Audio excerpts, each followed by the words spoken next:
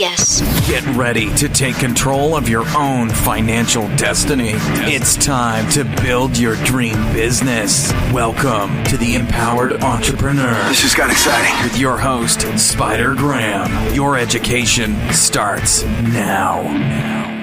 Hello, everybody, and welcome to the broadcast. This is Spider. And this time around, I want to talk about some of the advantages that are available to people who end up working for themselves.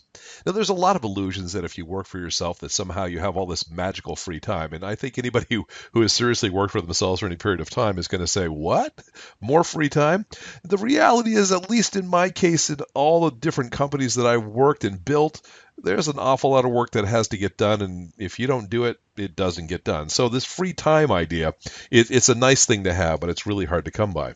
But we do have some advantages. For example, when you work for another company, oftentimes, strangely enough, they expect you to be there. Now, I personally am not a huge fan of FaceTime in a business. I love models in which you have a set job that needs to get done by a set date. And if you do it in 20 hours, fantastic. And if it takes you 70 hours, that's the reality of it as well. But the truth of the matter is that getting the job done to me is a lot more important than the idea of holding a chair down between 9 and 5. And for a lot of businesses, that's how they manage it. That's how they determine the value and worth of the people who work for them. It's based upon the amount of time they're there doing the work. I'm of the philosophy the work that is being done is more valuable than the time it took to get there. But I digress. One of the advantages, however, is that when you work for yourself, you're not locked down. You don't have to be sitting in that chair. Now, I'm not saying that you're going to be able to take full days off and just hang out at the beach just because that's what you want to do. There's probably stuff that still needs to get done, but I find that sometimes what really helps to motivate me and really keep me passionate about what I'm doing is just a change of venue. Now, I work for myself. I work in my office, and there are times when you find yourself in your office way too long. You're in your office during the day, sometimes you're in the office at night, and sometimes because we have the portability of our lives available with us, those of us who have computers, we can pick them up and we can bring them other places. And with the advantage of having portable Wi-Fi hubs and things like that, you can sit in pretty much the middle of nowhere and be online and get your work done, and it's like having a movable office. And I absolutely love this aspect of my life. And one of the things that allows me to do on beautiful days, I look out the window and I say, wow, it's really nice. I still have work to do, but wouldn't it be nice to actually enjoy a little bit of that nice weather at the same time? Is I'll just pick up and I'll go outside. And I'll have a folding chair that I take with me. I'll take my computer bag and I'll take all the stuff that I need, and I will go sit by a river. And I will set up camp there, and I will get a lot of work done. And that's the paradox sometimes. You think, hey, if I'm going to be sitting by the river, I'm going to be just not as effective and not as productive. Guess what? I find a lot of times sitting inside, staring longingly out the window, makes it harder to get the things done that you need to get done. And so I'll get up and I'll move to some other place where I can really enjoy the scenery. And I love to sort of taunt my Facebook friends by saying, hey, this is my office view for the day. Okay, now I'm still getting work done. I'm not saying I'm out there necessarily just goofing off all the time, but it's really nice to give myself the permission to have a change of venue. I can work in my car. I can work in my office. I actually sometimes will go to a coffee shop and work from there because it's just a change of scenery. And it really helps to keep my perspective straight. It helps me to feel better about what I'm doing.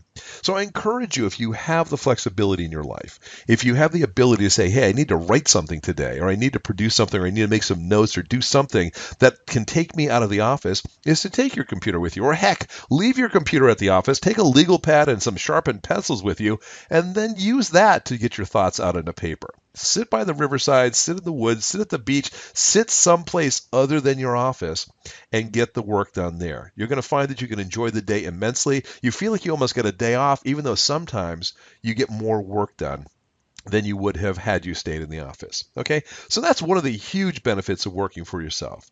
The other thing is give yourself permission to take some time off once in a while. And I'm very serious about this. One of the challenges that I personally face is that I've never, ever run out of work to do as an entrepreneur. I have a to-do list that has never been completed. And guess what?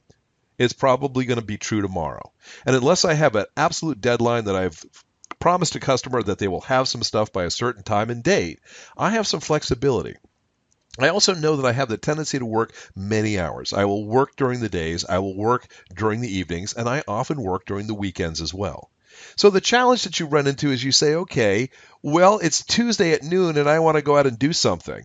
I want to go to the beach. I want to go play. I want to go for a walk. I want to just do whatever. I want to go to the movies. It doesn't really matter. Every so often you have to say to yourself, you know what? It's your lucky week, because this week, from Tuesday from noon until 4 o'clock in the afternoon, is your day off. And I'm very serious about this. I mean, it sounds a little joking, but I'm serious about giving yourself permission. You're going to feel a lot better. You're going to recharge your batteries. There are times when you absolutely going to find that you're working too much. And there are times when you're going to find that there's what we call the law of diminishing returns. And the law of diminishing returns basically says that the amount of work that you can accomplish during a set period of time is going to go into decline the more time you spend working. And I have found that I have been in situations where I'm battling something. I'm working on programming something, and it's just not coming together, or I have to write something and the words are not coming out in any great order that I can use. And you find yourself battling and battling and battling, and you're getting more and more exhausted, and it's later and later and later, and you're just getting frustrated, you're getting stressed out, and here's what it comes down to. If you were to walk away from that situation and say, you know what? I'm done with this. I'm going to go get myself a glass of wine. I'm going to get a good night's sleep, and I'm going to come back in the morning, and I'm going to take on the task then.